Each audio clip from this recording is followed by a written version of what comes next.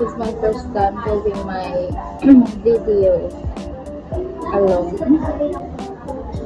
And right now, I'm so nervous because I'm so shy. Nagkakaroon ako ng social anxiety. Sabi nila, huwag mo pansinin yung mga tao sa paligid mo pag nag-video ka. Pero right now, I cannot